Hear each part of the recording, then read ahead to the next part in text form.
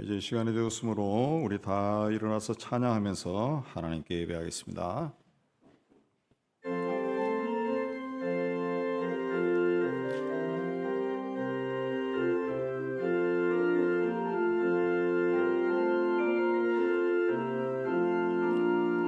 피난처 있으니 원론을 당한 자 이리 오라.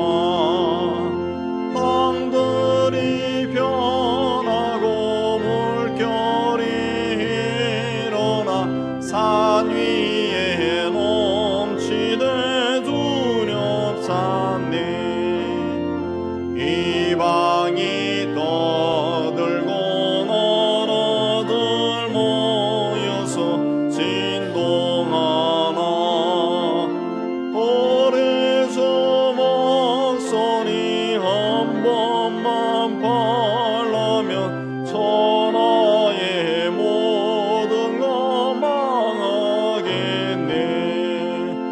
만유주 하나님 우리를 도우니 피난처여 세상의 난리를 거치게 하시니 세상에 점검이 쓸데없네.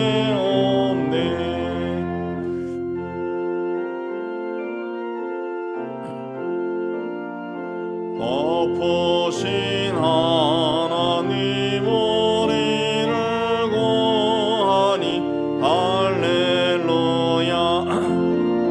괴로움이 심하고 혼란이 극하나 피난처 되시는 주 하나님.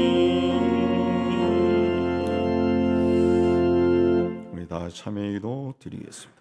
하나님 아버지, 받은 은혜를 잊어버리고 축복받지 못한 자처럼 살았습니다. 모든 것을 할 수 있는 믿음을 주셨지만 아무것도 할 수 없는 자처럼 살았습니다. 주님께 순종하기보다 내가 하고 싶은 말과 행동을 하고 가고 싶은 길로만 갔습니다. 주님의 뜻을 알려고 애쓰기보다는 내 계획과 뜻대로 하였습니다. 나의 아픔과 상처에는 민감하게 반응하면서 이웃이 아픔을 호소할 때는 외면하였습니다. 주님께서 죄와 죽음의 권세를 이기시고 부활하셨지만 여전히 죄와 죽음의 두려움에서 벗어나지 못하고 있습니다. 주님, 연약한 우리를 용서하여 주옵소서. 주님과 내만 아는 죄를 침묵 가운데 고백합니다.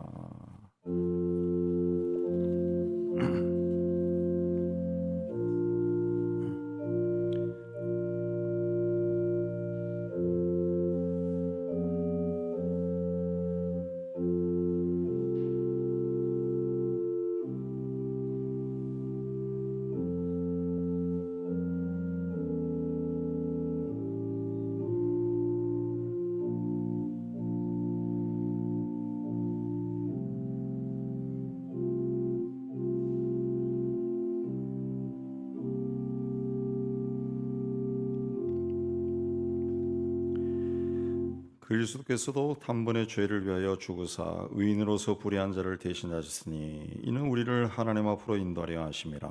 말씀에 의해서 주께서 우리 죄를 사하셨음을 선언합니다. 아멘. 신앙 고백합니다.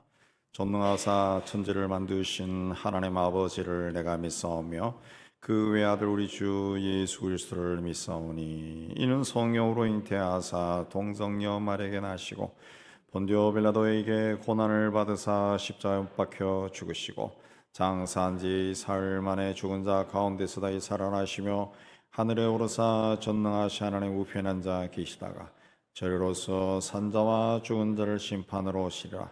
성령을 믿사오며 거룩한 공예와 성도가 서로 교통하는 것과 죄를 사하여 주시는 것과 몸이 다해 사는 것과 영원히 사는 것을 믿사옵나이다. 아멘. 우리 앉아서 82장 찬송합니다.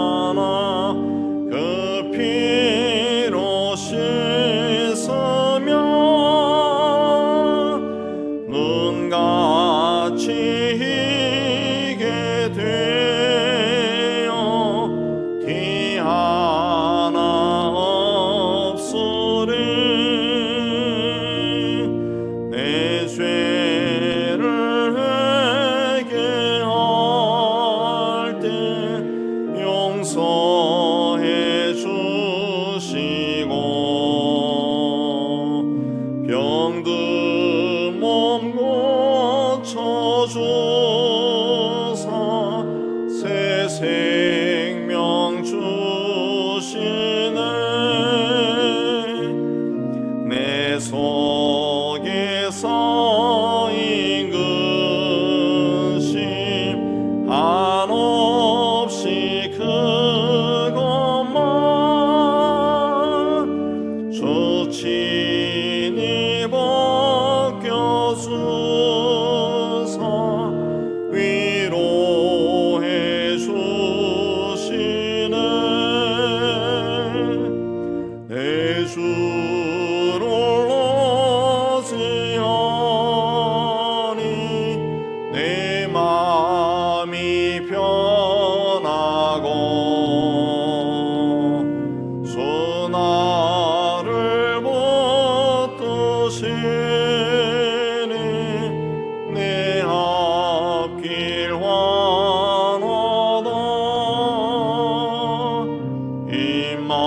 임마누엘 주 예수 끝없는 그 사랑 그 향기 바람 타고 온 땅에 퍼지네.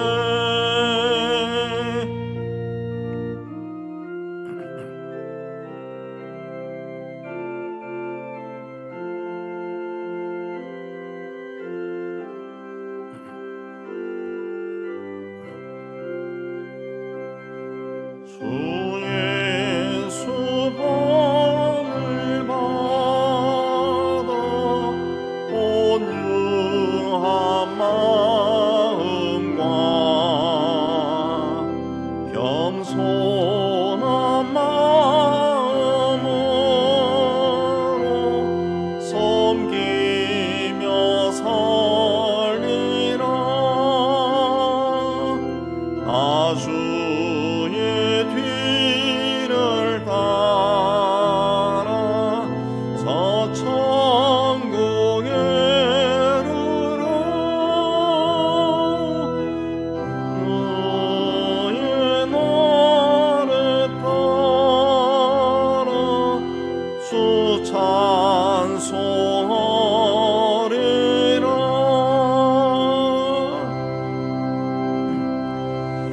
하나님 아버지, 오늘도 저희를 이곳으로 인도해 주셔서 살아계신 하나님을 예배하게 해주시는데 참 감사합니다.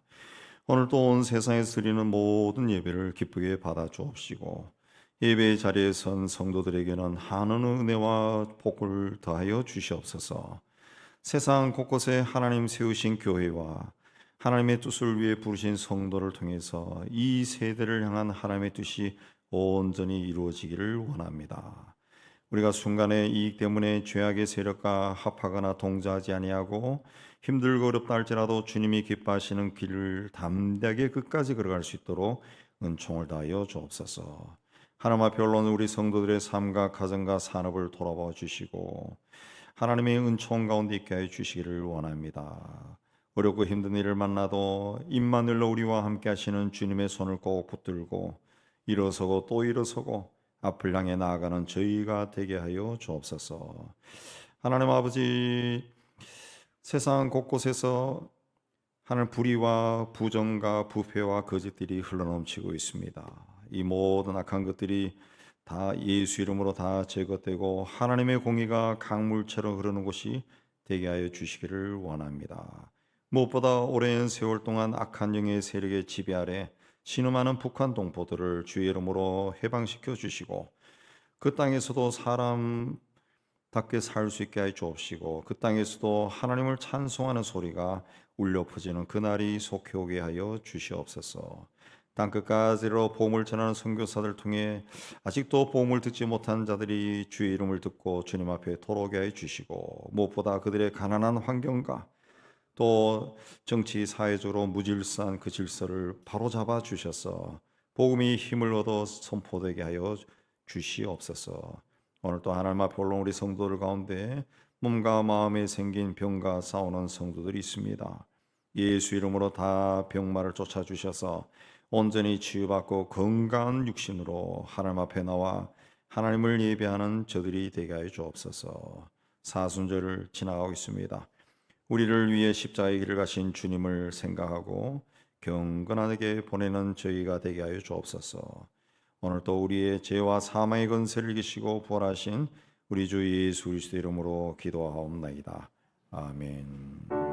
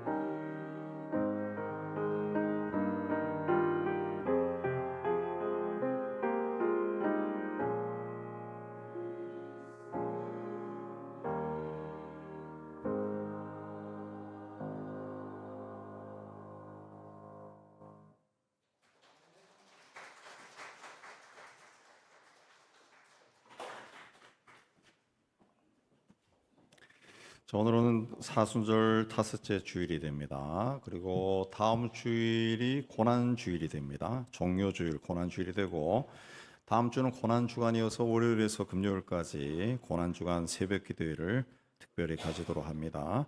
그리고 마지막 주일은 부활절이 됩니다. 그래서 부활절에는 세례식이 있습니다. 세례 받기 원하신 분들은 사무실로 신청하시기 바라고요. 해당되는 분들 거기 나와 있습니다. 오늘 오전 10시 30분부터 2시까지, 오후 2시까지 유치부 봄 성경학교가 유치부실에서 있습니다. 유치부 아이들은 거기 올라가면 되겠습니다. 우리 교회가 소속된 잠실 북시 차례가 이번 주 화요일에 승복교회에서 있게 되겠습니다. 그리고 이번 주 수요일에는 수요기도 이후에 군사의 모임이 있습니다. 지난주부터 우리 목장 모임이 시작했습니다. 목장에 참여하기 원하신 분은 교육자나 목장에 문의하시기 바랍니다. 기타 소식 보시고 하나님의 은혜 가운데 또 한 주간 건강히 지내시고 교회 생활 잘 하시기 바랍니다.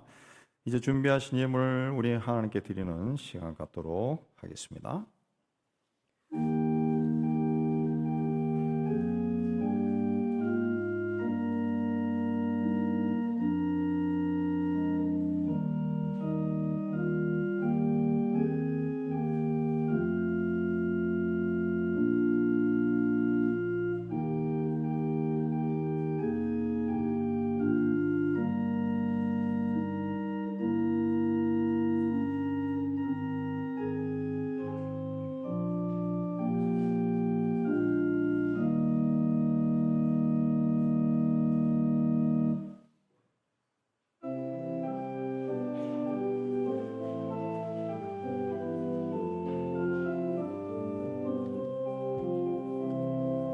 내게 있는 양육하 주께 가져와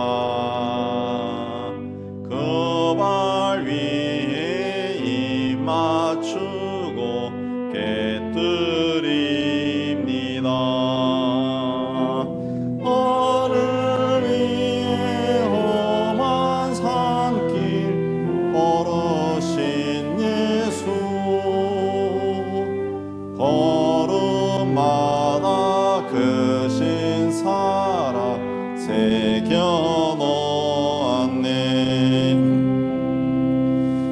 하나님 아버지, 지난 한 주도 우리의 삶을 인도해 주신 것을 기억하고 감사하는 마음으로 예물을 준비해서 바칩니다. 주신 일터에서 땀 흘려 수고하고 얻은 것의 11조는 하나님의 것임을 고백하며 드립니다. 땅끝까지로 복음을 전한 일에 작은 정성으로 동참합니다. 그리스도 예수 안에서 범사에 감사하여 하나님의 뜻이 이루어지기를 원하며 감사의 물을 드립니다. 교회와 이웃과 북한을 사랑하며 사랑의 구제연금을 주님께 헌신하며 주일연금을 바칩니다. 주님, 우리가 바친 모든 예물에 우리의 신앙 고백과 사랑의 고백이 있으며 기도 제목이 있습니다. 기쁘게 거둬주시고 이 예물로 복음이 전파되고 교회가 든든히 세워지고 어려운 이웃들이 예수 이름으로 사랑받고 위로받는 데 사용하여 주옵소서. 드린 송이들을 기억하여 주시고 또 한 주간 세상 속에서 살아갈 때 저들의 손을 하는 모든 일이 주 안에서 잘되고 형통케 하여 주옵소서. 예수님 이름으로 감사하며 봉기 돌려옵나이다. 아멘.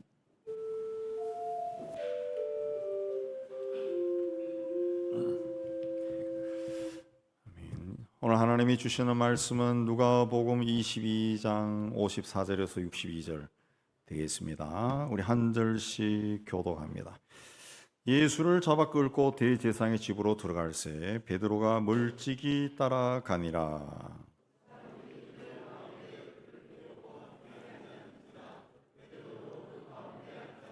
한 여종이 베드로의 불빛을 향하여 앉은 것을 보고 주목하여 이르되 이 사람도 그와 함께 있었느니라 하니,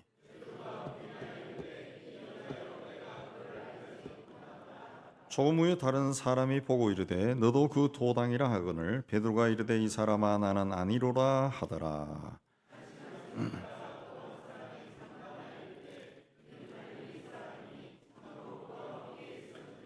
베드로가 이르되 이 사람아 나는 내가 하는 말을 알지 못하노라고 아직 말하고 있을 때 닭이 곧 울더라.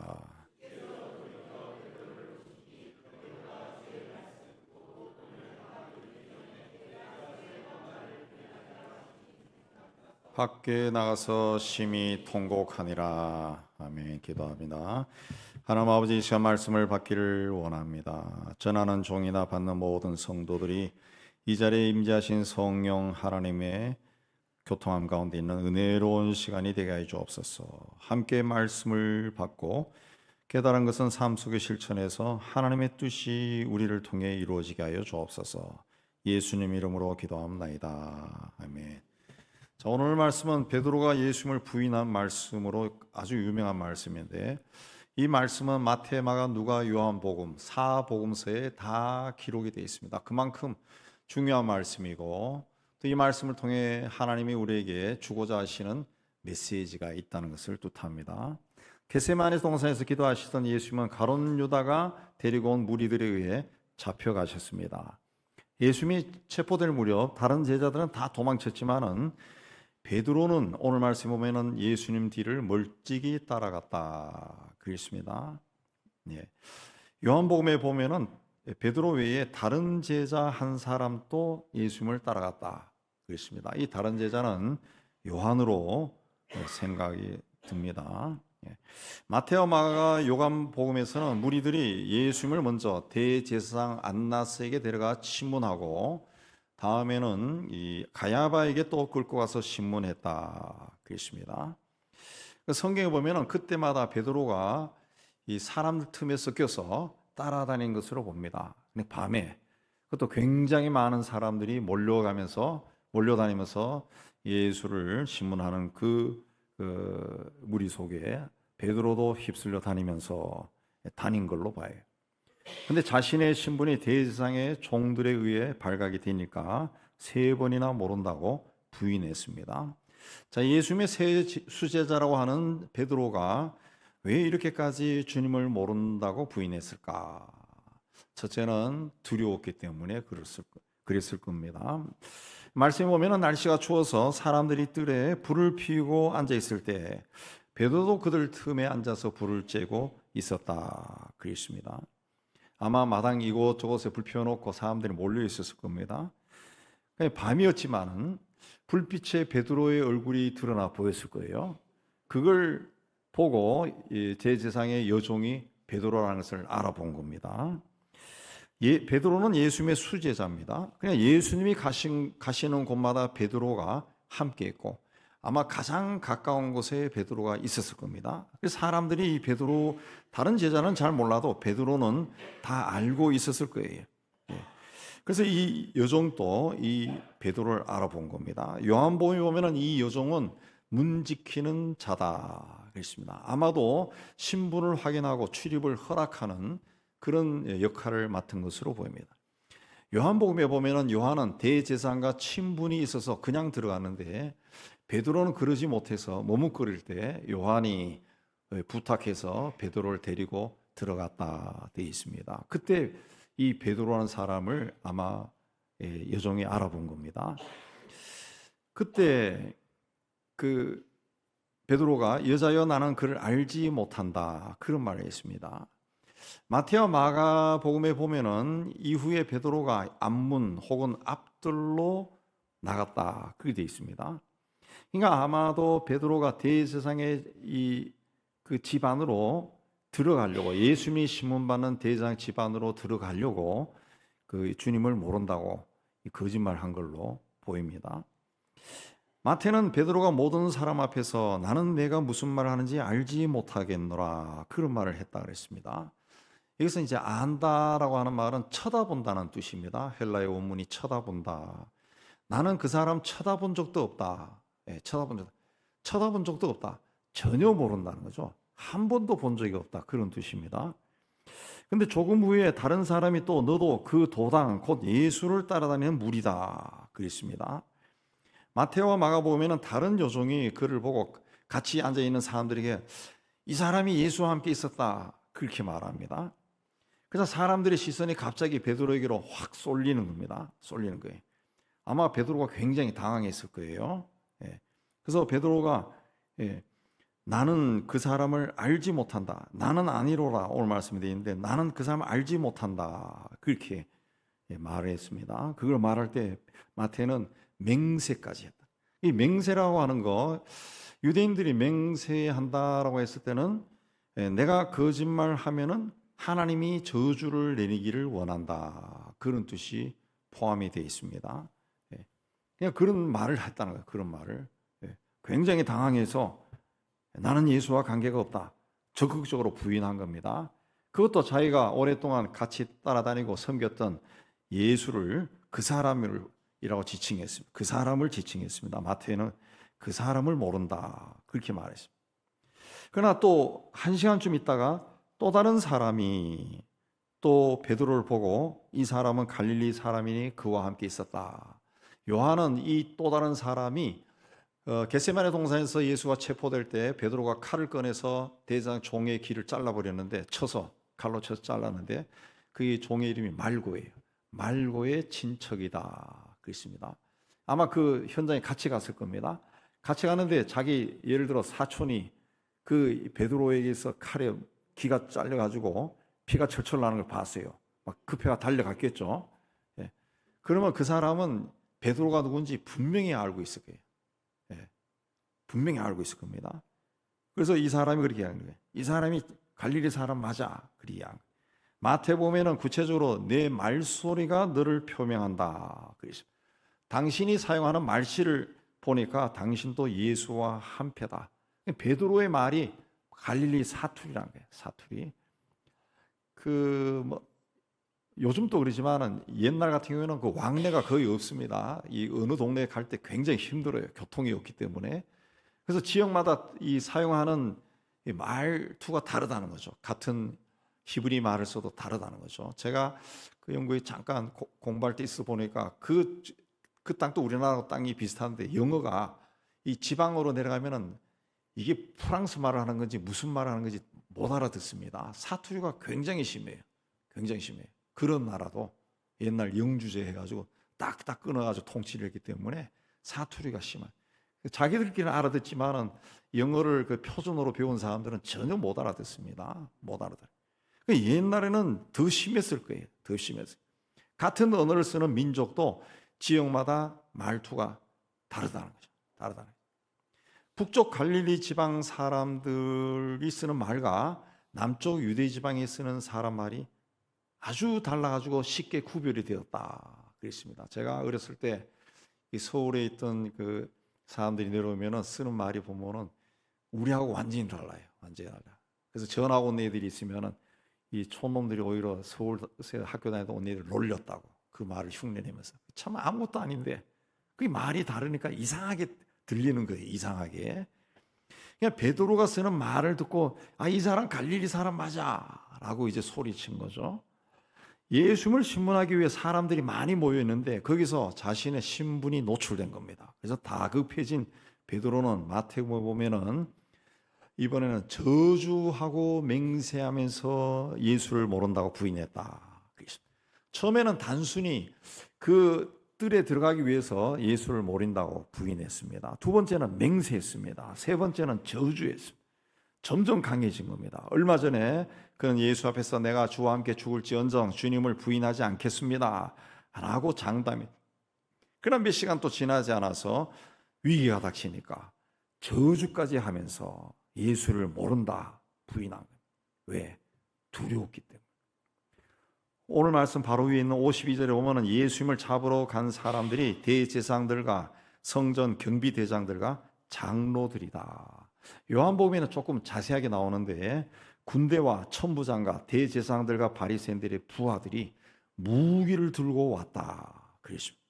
천부장은 그 1000명의 부하를 데리고 있는 지휘관을 이야기하는데 로마 군대 천부장이라면은 그 밑에 군사들이 굉장히 많습니다. 그 천부장이 출두했다. 그러면 군사들을 굉장히 많이 데리고 갔다는 것을 추측해 볼 수 있습니다. 그들이 무기를 들고 갔다. 그렇습니다. 상당히 많은 사람이 횃불과 무기를 들고 예수를 체포하러 온 겁니다. 그 위세에 놀란 제자들이 다 도망쳤어요. 옷도 입지 않고 도망쳤다는 그런 기사도 나오죠. 마침 깜깜한 밤이었기 때문에 베드로는 멀찍이 따라갔습니다. 예수님을 멀찍이 따라갔다. 오늘 말씀에도 나오는데 멀찍이 따라갔대요. 안 보이니까. 대낮이었으면 따라가지 못했을 거예요.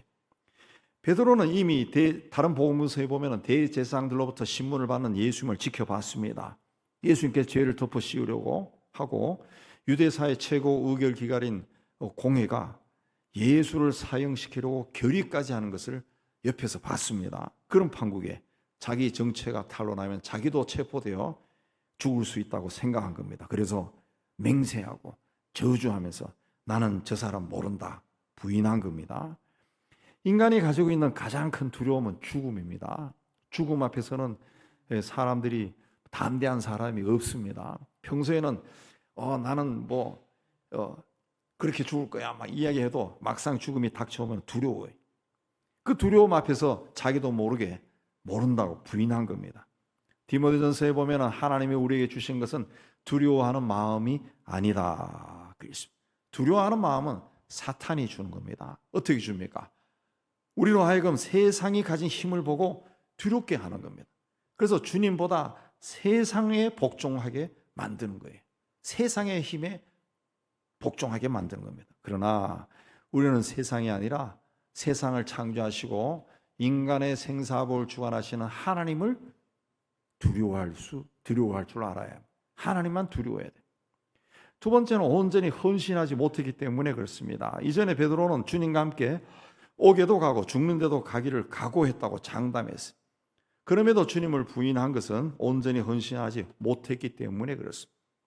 아직 그의 마음에는 세속적인 마음이 꽉 차 있었다는 거죠.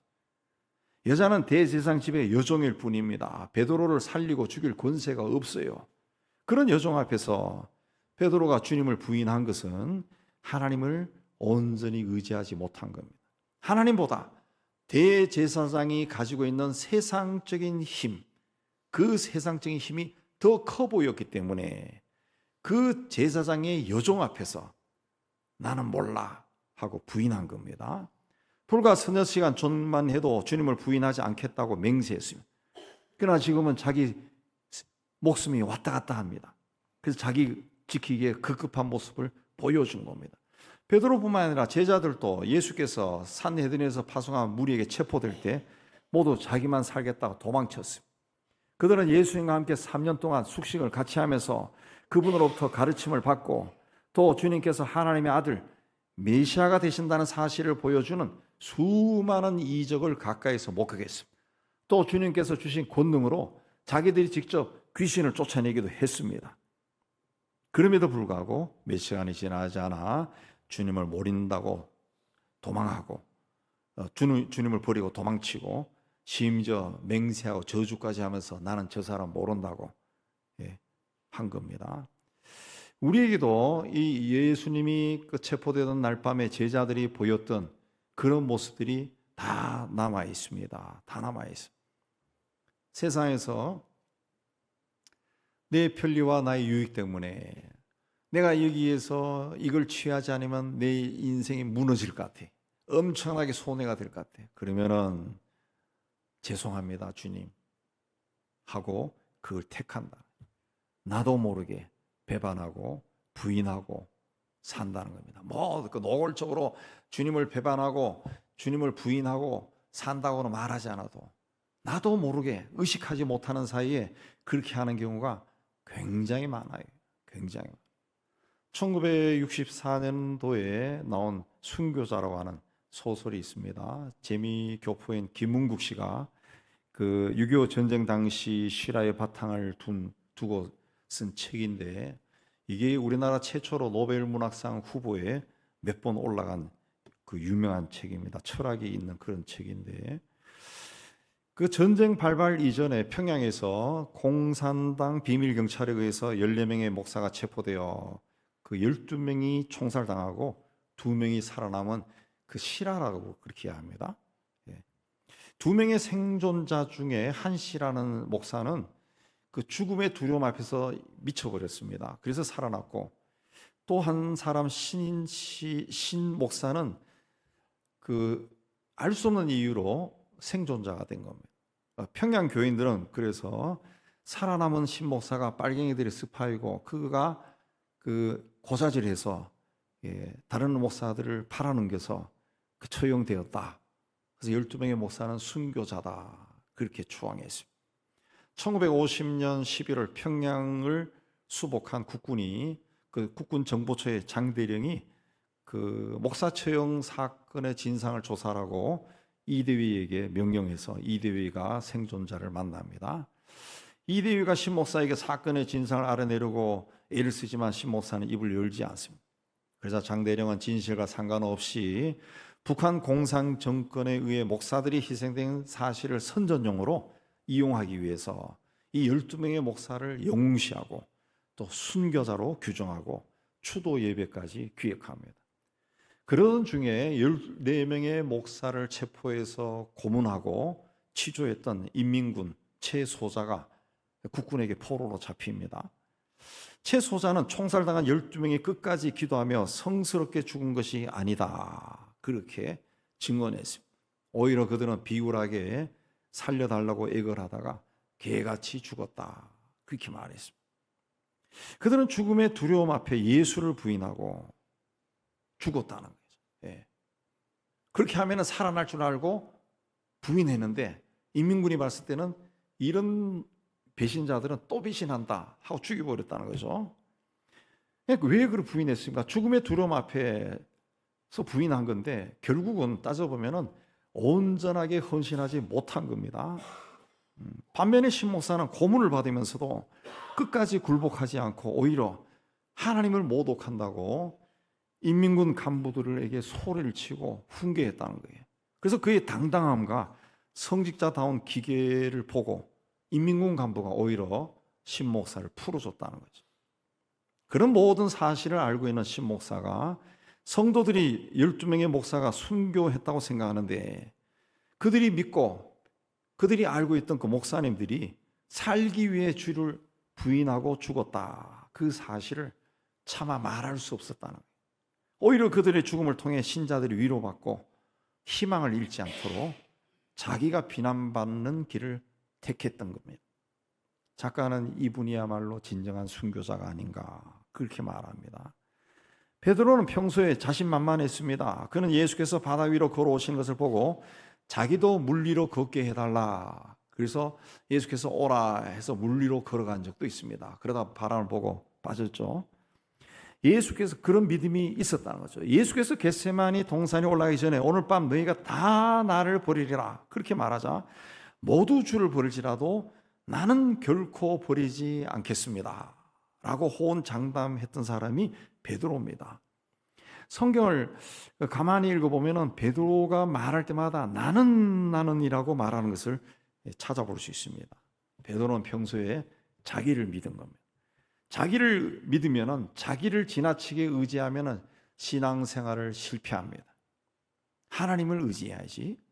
그래서 잠언에 자기의 마음을 믿는 자는 미련한 자다. 그래서 선줄로 생각한 자는 넘어질까 조심하라. 그래서 베드로는 감옥에도 죽음의 자리에도 주님과 함께 하겠다고 장담했습니다. 그러나 막상 죽을지도 모르는 상황에 닥치자 같이 하기는커녕 나는 저 사람 몰라요 하고 도망친 겁니다. 온전하게 헌신하지 못했다는 거예요. 그 당시만 해도 베드로는 주님을 위해 죽는 것보다 자기가 사는 것이 더 중요했다는 거예요. 헌신이라고 하는 것은 끝까지 그분과 함께하는 것입니다. 환경과 상황에 따라 변하는 것이 아니라 죽음의 길까지도 함께 가는 것. 그게 헌신입니다.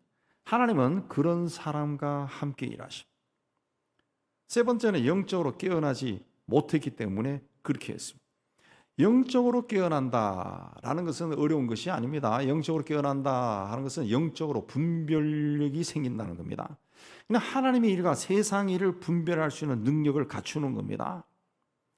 영성이 깨어나지 못하면 교회를 다니고 신앙생활을 해도 세상적인 욕심이 그대로 남아 있습니다. 보이지 않는 하나님의 세계보다 눈에 보이는 세상 것들이 더 힘이 있어 보이고 더 멋있어 보이고 더 커 보이고 더 아름다워 보입니다. 그래서 우선순위가 세상 것에 있게 되고 세상 것을 중요하게 됩니다. 그래서 하나님과 세상 사이에 갈등이 생기면은 세상 것을 택합니다. 그리고 자기 마음에서 일어나는 그 죄책감을 없애기 위해서 합리화시킵니다. 예를 들면은 내가 지금은 바빠가지고 시간이 없어가지고 또 여유가 없어가지고 교회도 많이 못 나가고 헌금도 많이 못하고 일도 많이 못하지만 내가 이렇게 해서 돈을 많이 벌면은 헌금 많이 할 거야. 많이 하고 또 하나님을 위해서 정말 큰 일을 할 거다. 그렇게 하면서 자기를 위로하고 자기 죄책감을 무마시키는 거죠. 근데 인생이라는 것이 내일을 알 수 없어요. 그렇게 한다고 해서 돈을 많이 벌지 장담 못해. 그리고 내일까지 살아있을지도 몰라요. 그냥 하나님이 기뻐하신지 그렇지 않은지는 관심이 없고 자기 생각대로 행동하고 살아가는 것이 바로 깨어나지 못한 자들의 특징이라는 거죠. 예. 그 우리 예수 믿고 주일날 교회 나온다 해서 다 영성이 깨어난 사람이 아니라는 거예요. 아니라는 거예요. 예. 베드로를 비롯해서 예수님의 제자들은 예수님이 이스라엘을 로마에서 해방하는 것을 도와서 다윗 왕국을 재건하고 싶은 꿈이 있었어요. 그래서 야고보와 요한은 그 나라가 와서 예수님의 왕의 자리에 앉으면 자기들을 가장 높은 자리 좌우편에 앉게 해달라고 어머니를 데리고 와서 로비까지 했습니다. 베드로의 계획은 예수를 통해 하나님의 계획이 이루어지는 것이 아니라 예수를 통해 자기가 생각하고 있는 나라를 세우고 싶었던 겁니다. 그래서 베드로를 비롯한 제자들이 예수님을 따라다니고, 그래서 예수님이 그들에게 나를 따르거든 자기를 부인하고 자기 십자가를 져야 한다라는 말을 했습니다. 자기 부인은 자기 일을 내려놓고 하나님의 일을 생각하는 겁니다. 하나님의 계획이 이루어지도록 자신을 내려놓는 것이 자기 부인이에요. 자기가 아무리 큰 희생을 치렀다 할지라도 하나님보다 자기에게 더 유익이 되면은 그건 자기 부인이 아닙니다. 그냥 자기 죄책감을 없애기 위해서 하나님을 참여시킬 뿐이죠. 하나님을 이용한 거죠. 이용한. 성령을 받기 전에 베드로의 우선순위는 예수가 아니었습니다. 주는 그리스도의 하나님의 아들이라고 고백했지만 그의 우선순위는 예수가 아니라 자기의 꿈이었습니다. 그래서 주님께서 내가 고난을 받고 죽을 것이다 라고 말씀했을 때 주님 무슨 말 합니까? 그런 일이 절대로 일어나지 않을 겁니다. 그런 말을 했다가 주님으로부터 사탄아 물러나라 그런 말을 들었습니다. 예수는 겟세마네 동산에서 제자들이 시험에 들지 않게 깨어 기도하라 그랬습니다. 그러나 제자들은 기도하지 않았어요. 결국 예수를 따라가긴 했지만은 사람들 앞에서 예수를 모른다 부인한 겁니다. 몸은 예수를 따라갔지만은 영이 깨어있지 못해서 위기를 만났을 때 부인한 겁니다. 베드로의 이런 모습이 우리의 모습에도 남아 있습니다. 입술로는 주님에 대한 신앙을 고백하지만 삶 속에서는 하나님의 자녀다움, 그리스도인답게 살지 못합니다. 베드로도 머리로는 죽기까지 예수님과 함께하고 싶었을 거예요. 그러나 위기를 만났을 때 마음은 원하지만 육이 따라주지 않아. 육신이 약해서 마음은 원하는데 이 땅에 발을 딛고 사는 이 육신 때문에 결단을 못한 겁니다. 영이 깨어나지 못한 거죠. 그래서 베드로가 예수를 3번째 부인했을 때 주님께서 돌이켜 베드로를 봤다 그랬습니다. 베드로를 봤다. 몸을 돌려 베드로를 보았습니다. 이 본다라고 하는 단어는 상대방에게 애정을 가지고 본다는 그런 뜻입니다. 그 순간 베드로의 눈과 예수의 눈이 마주쳤을 거예요.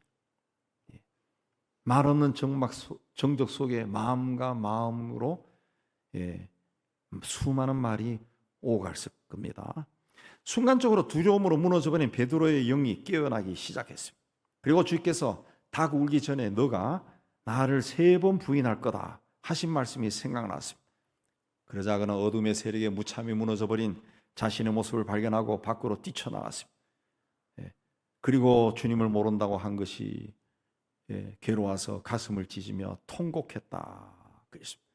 그러나 베드로가 그렇게라도 했기 때문에 더 이상 넘어지지 않고 제자의 다리로 돌아올 수 있었다. 며칠 후 부활하신 예수님은 베드로를 찾아오셔서 그의 사도직을 회복시켜 주셨어요. 이전에 주님은 베드로에게 시몬아 보라 사탄이 너희를 밀가부르듯 하려고 요구하였으나 그랬습니다. 그러나 내가 너를 위하여 내 믿음이 떨어지지 않기를 기도하였다. 사탄이 너를 분명히 시험할 거다. 그러나 내가 너를 위해 내 믿음이 떨어지지 않기를 기도했다. 우리가 살아갈 때도 사탄이 우리를 무너지게 하려고 끊임없이 유혹합니다. 그러나 주님께서 내가 너를 위해서 내 믿음이 떨어지지 않기를 기도하였다. 이 말씀을 기억하시 바랍니다. 주님께서 나를 위해 기도했다. 사탄의 유혹에 넘어가지 않도록 기도했다는 말씀을 기억하시 바랍니다. 그리고 주님이 너는 돌이킨 후에 내 형제를 굳게 하라. 네가 잘못했다는 걸 깨달은 후에, 사탄이 나를 유혹하려고 했고 내가 넘어갈 뻔했다 깨달은 후에는 돌아서서 비슷한 일을 겪을 수 있는 형제들을 굳게 해라, 세워라 그랬습니다. 세워라. 베드로는 죽인다고 위협받은 것도 아닌데 아무 권세도 없는 문 지키는 여자 앞에 나는 저 사람 모른다 부인했습니다. 살다 보면 환경과 상황에 압도당해서 자기 의지와 상관없는 말을 하고 행동할 때가 있습니다. 영적으로 깨어있지 않으면 연약한 여종 앞에서도 무너진 베드로의 모습이 우리의 모습이 될 수 있습니다. 베드로는 이 사건을 잊지 못했습니다. 그래서 베드로전서 5장에 보면은 근신하라 깨어라 너희 대적 마귀가 우는 사자같이 두루다니며 삼킬 자를 찾는다. 삼킨다는 것이 뭡니까? 그냥 먹어버린 거예요. 예. 배가 고프면은 씹지도 않고 그냥 막 먹어버리잖아요. 예. 막 먹어. 그 배고플 때 제일 잘 넘어가는 음식이 뭡니까? 국수지 뭐. 국수. 배고프면 국수 뭐. 저도 배고프면 국수 먹어요. 빨리 음식 나오고 빨리 막 확 들어가 버리네. 삼키는 거예요. 삼키는 거예요. 씹지 않고 삼키는 겁니다. 예, 자기가 마귀가 자기를 삼켰다. 그래서 그 말을 한 거예요.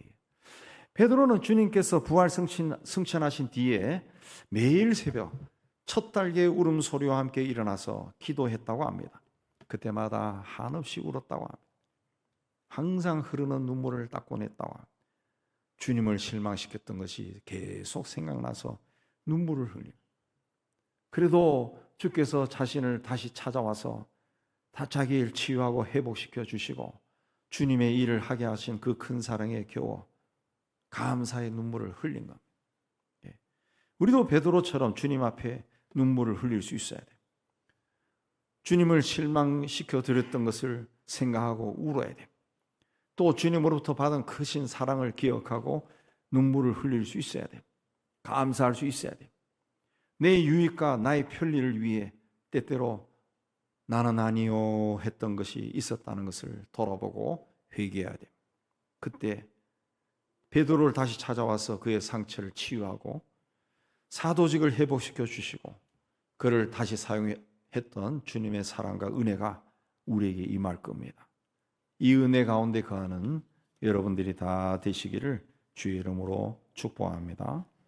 하나님 아버지, 이 사순절을 지나가며 우리를 위해 모든 것을 주신 주님을 생각하게 해주시는 데 감사합니다. 체포당한 주님을 따라가면서 주님께서 그렇게 믿었던 베드로도 주님을 모른다고 부인했는데 하물며 비슷한 상황에 처할 때 우리는 어떻게 할까 몹시 두렵습니다. 하나님, 늘 깨어있는 자가 되어서 어떤 위기 상황 속에서도 우리의 입술에서는 주님은 나의 주님, 나의 하나님, 나의 그리스도라고 고백할 수 있도록 은혜를 주시옵소서. 예수님 이름으로 기도하옵나이다. 아멘. 597장 찬송합니다.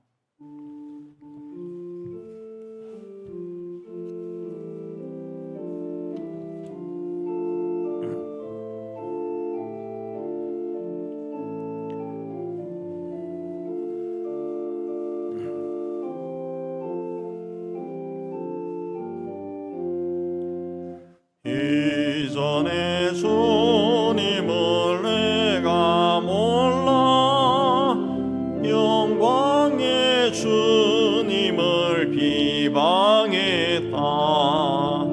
지극한 그 은혜 내게 넘쳐 날 불러주시니 고마워라. 나 받은 달란트 얼마론가 너 힘써 그것을 남기어서 갑절로 주님께 바치오면 충성된 종이라 상 주시리. 선하고 무능한 나에게도 귀중한 지 일꾼을 맡기셨다. 그네 고맙고 고마워라.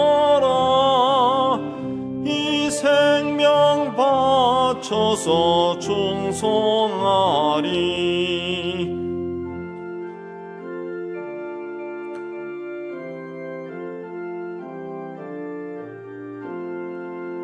나 하는 일들이 하도 적어 큰 열매 눈앞에 안 베어도 주님께 죽도록 충성하면 생명의 면류관 얻으리라. 우리 예배당 떠나기 전에 받은 말씀 생각하며 주님께 결단에 기도하겠습니다. 하나님 아버지, 오늘도 하나님 앞에 올라와 예배로 영광 돌리고 다시 하나님 주신 세상 소로 흩어지게 해주시는 데 감사합니다. 하나님, 우리에게 믿음의 믿음을 다해 주셔서 죄가 흘러 넘치는 세상 속에서도 주님에 대한 사랑을 고백하고 우리의 신앙을 지킬 수 있도록 은혜에 다하여 주옵소서. 나의 유익 때문에 세상과 타협하고 죄와 타협하는 어리석은 자 되지 않게 하여 주옵소서. 우리를 지키시고 인도하여 주옵소서. 예수님으로 기도합니다. 아멘. 우리 세상의 희망을 선포합니다. 시작. 하나님의 희망을 보리라.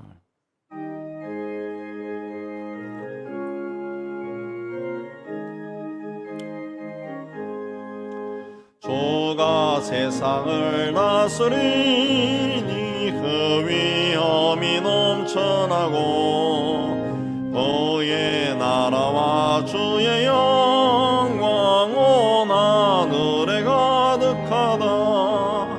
저 흉악한 마귀의 머리 다 멸망케 하시는 주, 이 찬양을 주께 드리니 큰 영광을 받으소서. 주가 권능의 손으로서 이 세상을 창조하니 그의 놀라운 창조 솜씨 만 백성이 경탄하네. 저 하늘의 별들도 모두 주 영광을 나타내어 늘 돌보아 주시는 주께 큰 영광 돌립니다.